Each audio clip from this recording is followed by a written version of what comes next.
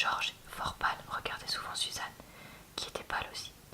Leurs yeux se rencontraient, semblaient se concerter, se comprendre, échanger discrètement une pensée, puis se fuyaient. Madame Walter était tranquille, heureuse. Le déjeuner fut long. Avant de repartir pour Paris, Georges proposa de faire un tour sur la terrasse. On s'arrêta d'abord pour examiner la vue. Tout le monde se mit en ligne le long du mur et on s'extasia sur l'étendue de l'horizon.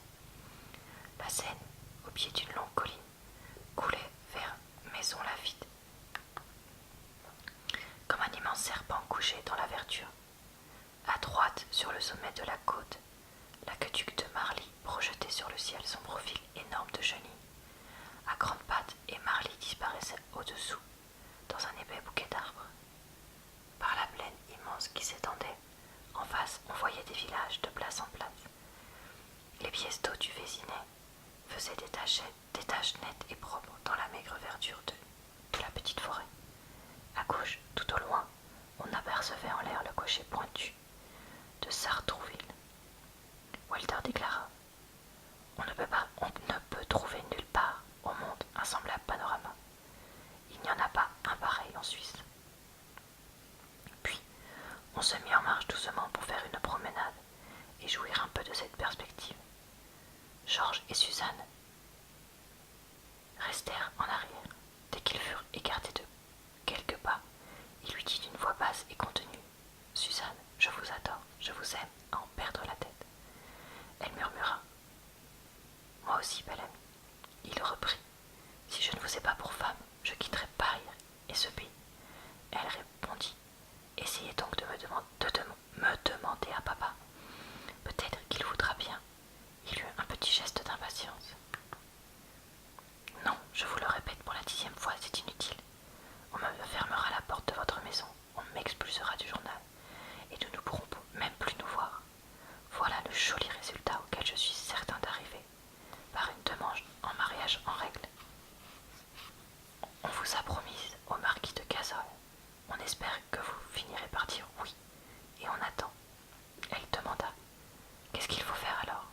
Il hésitait, la regardant de côté. M'aimez-vous assez pour commettre une folie? Elle répondit résolument: oui, une grande folie.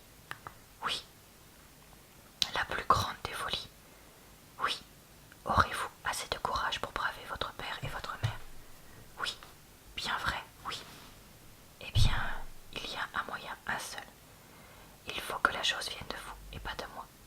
Vous êtes une enfant gâtée, on vous laisse tout dire, on ne sera pas trop d'une audace de plus de votre part. Écoutez donc, ce soir, en rentrant, vous irez trouver votre maman, d'abord votre maman toute seule, et vous lui avouerez que vous voulez m'épouser. Elle aura une grosse émotion et une grosse colère. Suzanne l'interrompit. Oh, maman voudra bien. Il reprit vivement. Non, vous ne la connaissez pas. Elle sera plus fâchée et plus furieuse que votre père. Vous verrez comme elle refusera, mais vous tiendrez bon, vous ne céderez pas. Vous répondrez que vous voulez m'épouser, moi, seul, rien que moi. Le ferez-vous? Je le ferai. En sortant de chez votre mère, vous direz la même chose à votre père d'un air très sérieux et très décidé. Oui, oui, et puis, c'est là que ça devient grave. Si vous êtes résolu, bien résolu à être ma femme, ma chère petite Suzanne, je vous enlèverai. Elle eut une grande secousse de joie et faillit battre des mains. Oh, quel bonheur, vous m'enlèverez. Quand ça m'enleverez-vous? Toute la vieille poésie des enlèvements nocturnes, des chaises de poste, des auberges. Toutes les charmantes aventures des livres lui passèrent d'un coup dans l'esprit comme un songe, enchanteur prêt à se réaliser. Quand ça m'enleverez-vous? Il répondit très bas. Mais ce soir, cette nuit? Elle demanda frémissante. Et où irons-nous?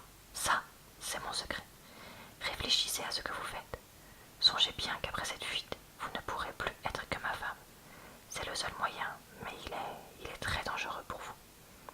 Elle déclara: je suis décidée. Où vous retrouverai-je? Vous pourrez sortir de l'hôtel toute seule. Oui, je sais ouvrir la petite porte. Eh bien, quand le concierge sera couché vers minuit, venez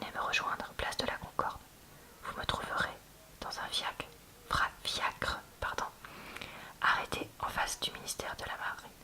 J'irai, bien vrai, bien vrai. Il lui prit la main et la serra.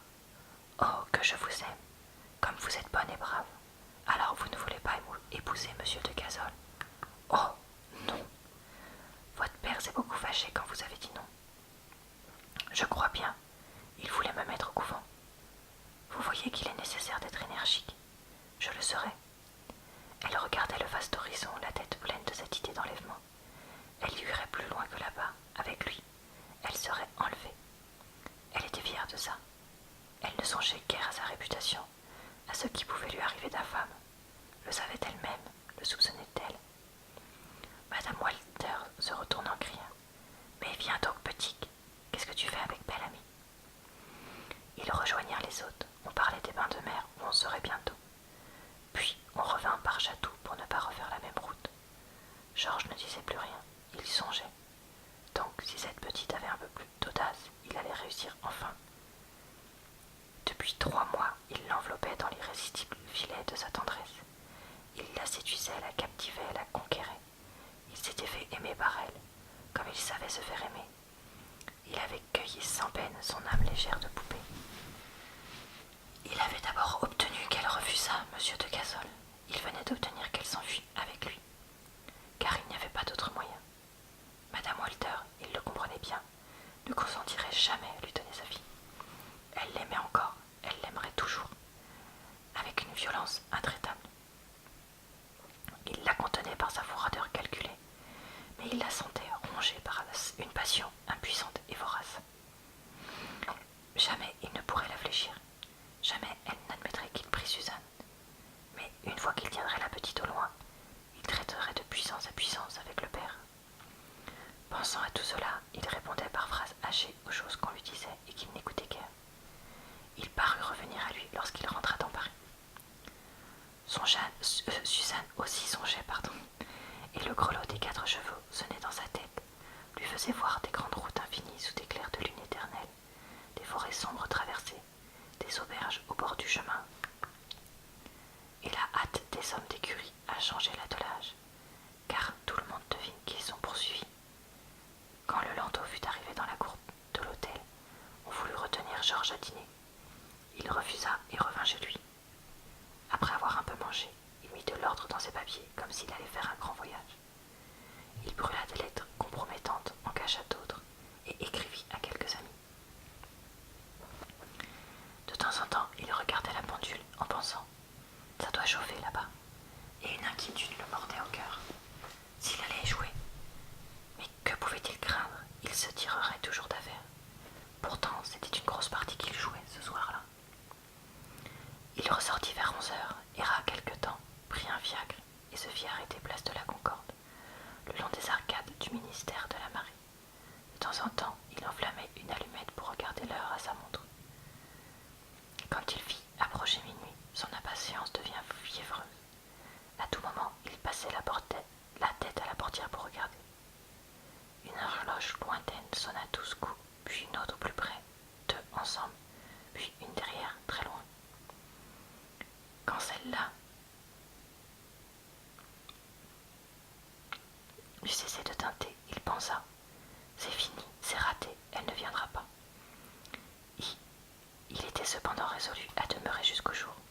Dans ces cas-là, il faut être patient. Il entendit encore sonner le quart, puis la demi, puis les 3 quarts, et toutes les horloges répétèrent 1 heure comme elles avaient annoncé minuit. Il n'attendait plus, il restait, creusant sa pensée pour deviner ce qui avait pu arriver.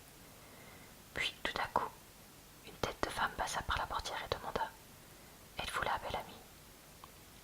Il eut un sursaut et une suffocation. « C'est vous, Suzanne ?» « Oui, c'est moi. » Il ne parvenait point à tourner la poignée assez vite et répétait « Ah, c'est vous, entrez. » Elle entra et se laissa tomber contre lui. Il cria au cocher « Allez !» et le fiacre se mit en route. Elle haletait sans parler. Il demanda « Eh bien, comment ça s'est passé ?» Puis elle murmura presque défaillante « Oh, ça a été terrible, chez maman surtout. » Il était inquiet et frémissant. « Votre maman, qu'est-ce qu'elle a dit? Contez-moi ça. » « Oh, ça a été affreux. Je suis entrée chez elle et lui ai récité ma petite affaire que j'avais bien préparée. Alors elle a pâli, puis elle a crié « Jamais, jamais !» Moi j'ai pleuré, je me suis fâchée. J'ai juré que je n'épouserais que vous. J'ai cru qu'elle allait me battre. Elle est devenue comme folle. Elle a déclaré qu'on me renverrait au couvent dès le lendemain. Je ne l'avais jamais vue comme ça, jamais. Alors papa est arrivé en l'entendant débiter toutes ces sottises.